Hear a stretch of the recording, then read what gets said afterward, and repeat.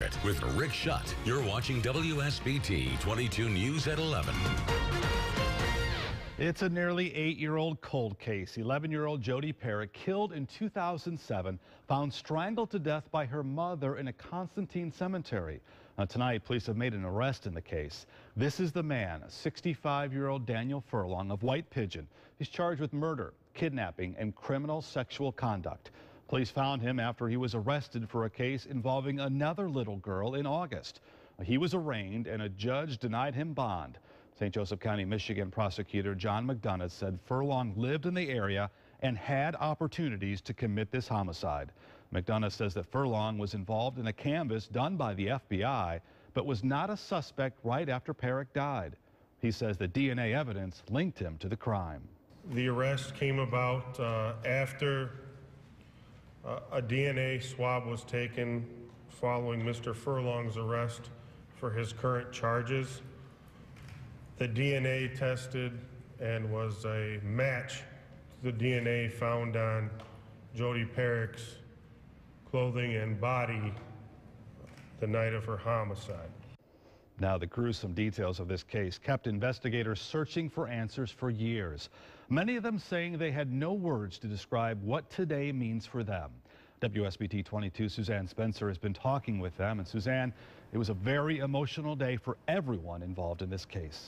You could feel it in the room today, Rick, from the former police chief who came out of retirement to get answers in this case, to the current team of cold case investigators.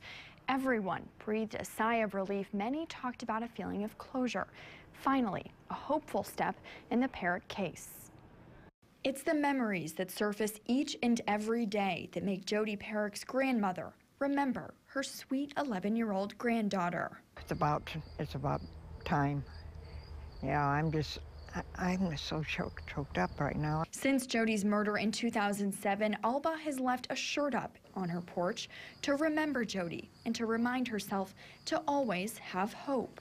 That hope flooded the courtroom too, where Parrack's mother, joined by a dozen officers and detectives, say they felt that hope come to fruition. From my own perspective, Jodi's death was the worst day in my law enforcement career, at least since I've been a Constantine, and today is the best day.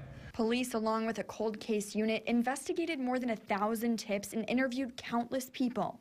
Jim Bedell retired from the state police in 1999 and 10 years later took over as Constantine's police chief, primarily to investigate Parrack's murder. It's something you live with. I think they mentioned that before you go to bed at night, thinking about it. Think about it all the time. And I'm really happy that this man's in jail. And Alba hopes someday to take that shirt down after Jodi's killer is convicted. An eye for an eye and a tooth for a tooth. Yeah, I don't have no empathy, no pity on anybody to take a life. That little girl, she had a life. The prosecutor told us Furlong was a lifelong resident of southwestern Michigan, and Parrack's family distantly knew him. Rick, the prosecutor, said Furlong does not have a felony record prior to this arrest. And Suzanne, what happens next?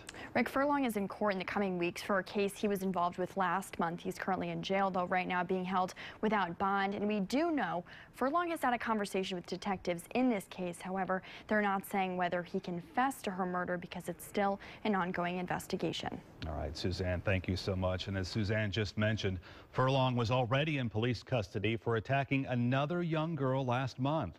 The 10-year-old says she was riding her bike when Furlong persuaded her to go into his garage. She says he attacked her with a knife before she managed to escape. Now, this is video from his August 13th video arraignment. In this case, Furlong was charged with knowingly restraining a child and assault with a dangerous weapon. And you may remember this man, Raymond McCann, was sentenced to prison for lying to police during this investigation. For years, McCann had been a person of interest in Parrack's murder. Tonight, his sister-in-law says Furlong's arrest clears his name. I'm glad that it clears him of anybody thinking that he murdered her. I wouldn't think that he would murder anybody. And the lies that he told and he is in prison for now I didn't think he would lie when it comes to a murder case either. Now, McCann pleaded no contest to perjury charges back in March. His family says he's scheduled to get out of prison in December.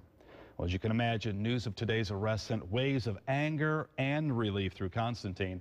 Ever since Parrack's murder, there has been speculation and finger-pointing about who did it and why. Because it's been a long time going, and everybody's been really concerned about it for a long time. I got kids that age, and it's scary. But everybody always said that it would be someone among us, and they were right. Now stay with WSBT 22 News for the latest on this developing story.